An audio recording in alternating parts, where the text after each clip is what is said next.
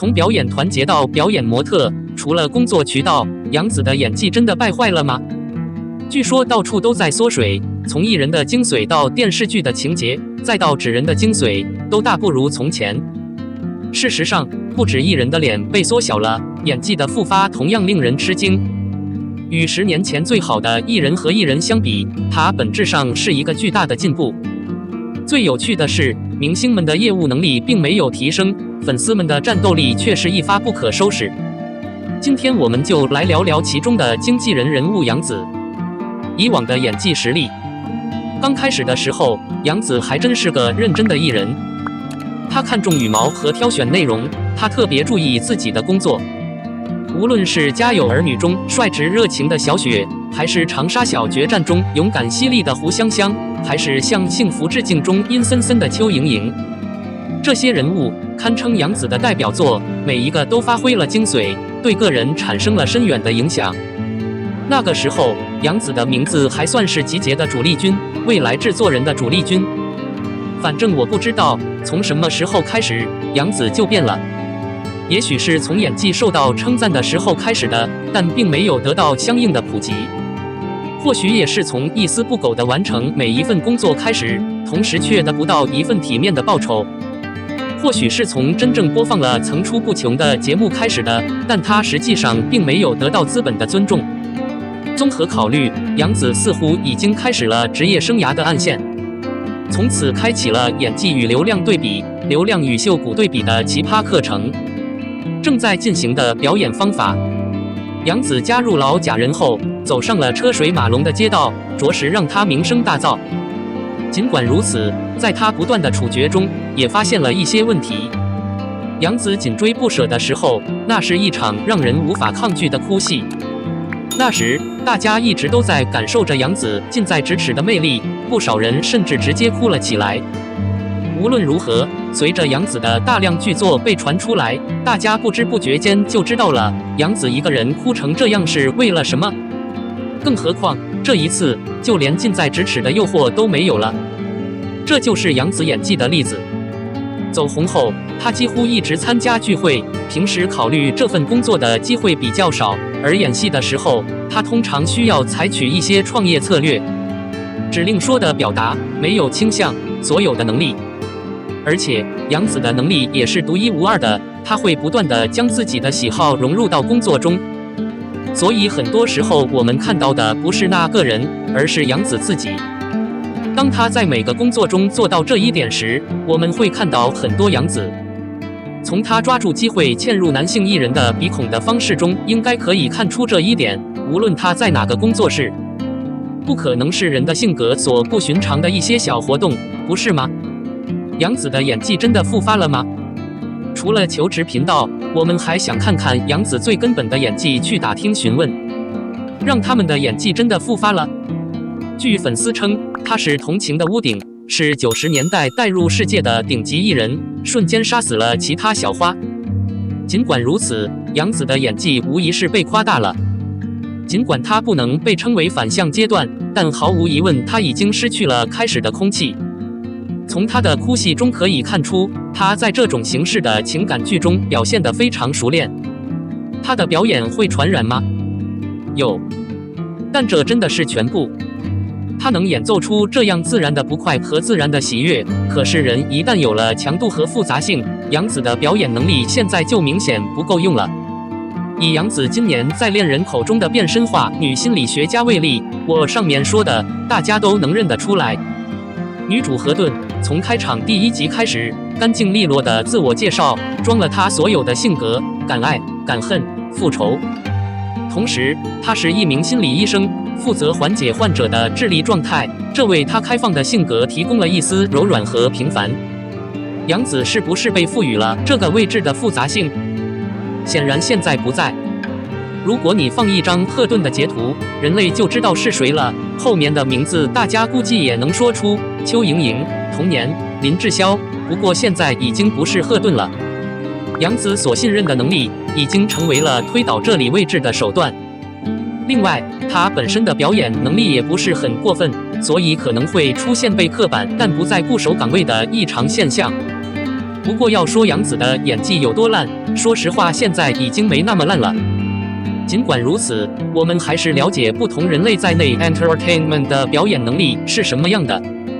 杨紫的演技还没有到神级，但能用锤子把那些演员抱起来就够了。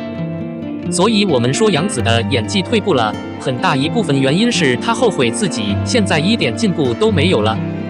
毕竟，在我眼里，她是一个严肃正统、争分夺秒的演员。在现实的大潮下，杨紫选择了投身于资本的漩涡。我们无法理解她会不会后悔，更不用说她心里的想法了。我们实际上是在后悔浪费了一个优秀的演员，伤害了中庸。今日的杨紫绝对是过去的特例，另外还有一群战斗力强悍的恋人，他们目光短浅，但不合理，有的只是一味的追求和赞美。不知道杨紫是否还能在那些声音中活得不眠不休，是否还能回忆起当时热衷演绎的自己。02超过24万人点赞肖战的余生，最后的结局却变得不再理想，肖战被低估了。肖战和杨紫主演的余生已经开档了，超过24万人对这幅画进行了评分，最后的最终结果是最简单的6分。与排名和口碑相比，这个评级并不总是理想的。其实换个角度来看，肖战的作品一直都是这样，要不然观众特别多的演员能有这样的待遇，他们的经历无疑是被低估了，也未必没有办法。据悉，肖战、杨紫主演的《余生》评分为6，在线评分超过24万人。作为一部排名和口碑双丰收的成功剧，这样的结局并不总是理想的，或者说并不总是在合适的范围内。里面，对肖战来说，借助肖战演绎的顾威已经够精致了。这幅画播出后，目标市场反响热烈，人气超高，排名超前。众所周知，目标市场拥有最大的发言权，只要他们愿意。从恋人的反应来看，大家都表示肖战的作品被低估是很正常的。没关系，类似和引导他们。再回到打分的查询，不知道刚开始的时候到底是潮流还是录取，参考成本并不总是特别大，随便看看。总之，这不影响肖战作品的恋人指南，也不影响演员肖战努力前进的节奏。肖战是一个完全清醒的演员，一路走来也遇到了很多挫折，那又如何？余生、王牌部队、斗罗大陆等借助肖战创作的常规作品数不胜数，尤其是王牌部队，还有效入围飞天奖。现在不再多说海内外作品，图你获得的荣誉是额外的，你也不能算数。肖战的命运是有希望的，继续引导肖战，值得引导。03肖战主演的《王牌骑兵》入围第33届飞天奖，厂家表示惊喜。